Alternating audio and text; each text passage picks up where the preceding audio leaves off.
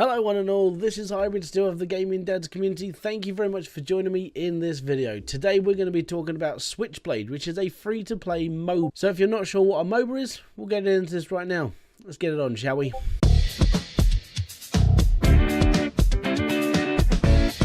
Okay, so first things first, a MOBA. It's a multiplayer online battle arena game. Basically team deathmatch. And if you guys are familiar with Paragon, which was out a little while ago before Epic shut it down and turned it in, well, basically put all their resources into Fortnite. So Paragon was basically a game where you and 4 other people would work your way up through the landscape, taking out these like towers, and then you'd go up and take the enemy's main structure. That is fundamentally what this game is like. So if you're a Paragon fan, or Smite or something like that, you'll probably get on with this game quite well. The difference between this game and others is you control a vehicle, as you can see on the screen. Now the driver inside the vehicle is a very small part of this game. The main focus is what you're using on the battlefield. You get to choose from a wide variety of other vehicles which do cost in-game money or a very long grinding section, or you can just buy the currency for a stupid amount of money.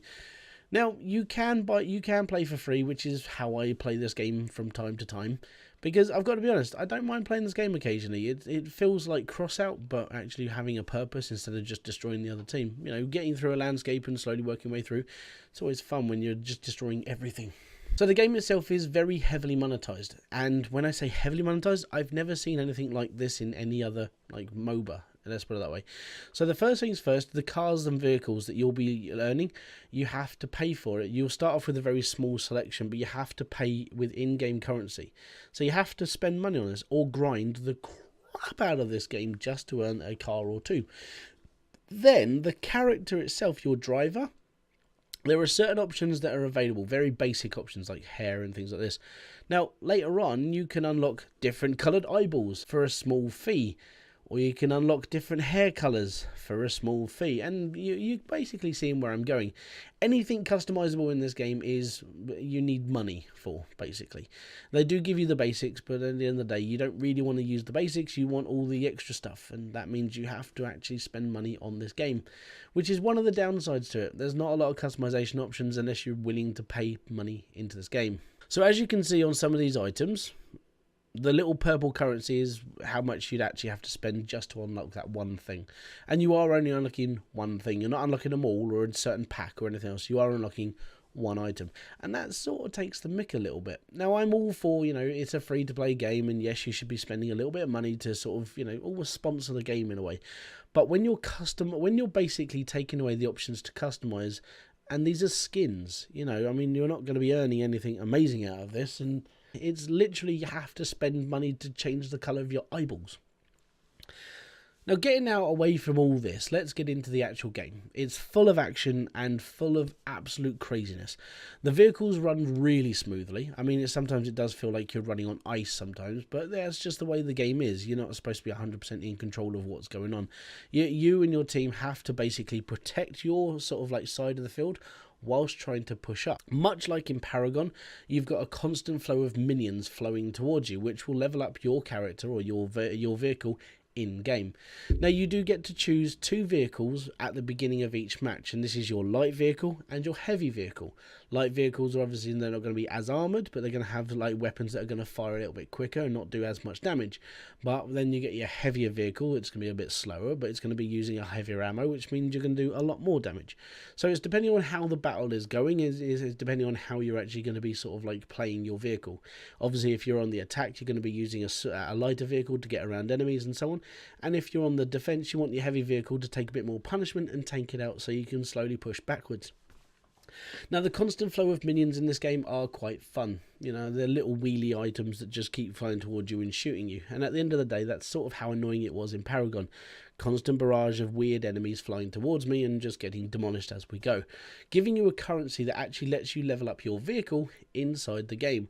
So from each match, you'll be upgrading from 0 to full level, which was pretty much like Paragon and its card system. But with this, you don't get a card system, you get a set amount of abilities you can use within the game. So the abilities range from like rockets and projectiles and so on and so forth, depending on the vehicle you go to choose. Now each one is upgradable by earning the currency in game, not actually buying the currency. This is just an in-game currency where you're earning it as you're playing. So where all the shots you get on target, people you destroy and so on, you get a bonus for. You can power up the driver, which gives him the abilities you can boost and this, that and the other, or you can power up the vehicle and your special weapons. I normally just tend to go for special weapons because you just want to cause more mayhem. Now matches will be decided on skill and basically pure damned luck. Now depending on if you're actually going to be coming into this game with a crew, so you actually know how everyone's going to play and defend and which vehicles they've chosen to give you your positives and negatives within the battlefield, is depending on how well this game is going to go for you. I played with a couple of randomers and we ended up losing, but we kept them at bay for quite some time. The plus side is that you can go off and do what you like as long as you're doing it for the greater good. The greater good. And at the end of the day, that is what it's all about. Switching up your vehicle is pretty simple and you can go from heavy to light quite quick. But when it comes down to actually defending your base, you've got to defend it on these certain tracks. Now the tracks are set, much like in Paragon. It's just the map feels a little bit bigger because, well, obviously it's vehicles and not you just running up and down the map. So as you're going through the game, you're going to be up against other people. Now, because this game has been out for a while, if you're new to this, you're going to get taught very quickly of what you can and cannot do. Now, this game was set to be one of those sort of like esports style games, even has a direct link. It used to have a direct link straight into Twitch from this server.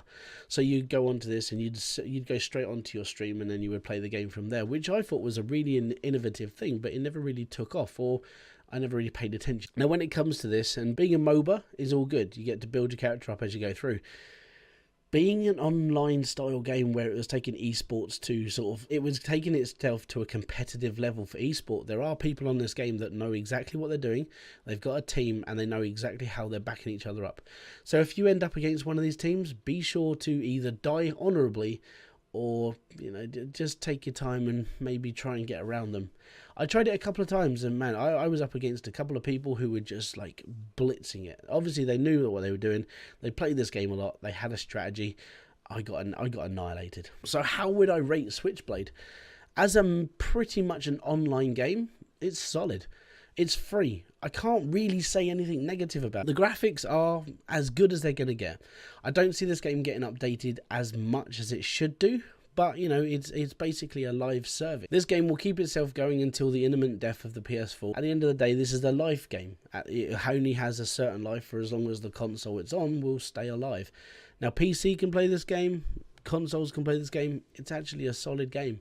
And I sort of wish that it did a bit more for the community instead of just trying to rinse people of their money right at the beginning of it. So when I bought into this game, it was like £1.99 for the really basic edition.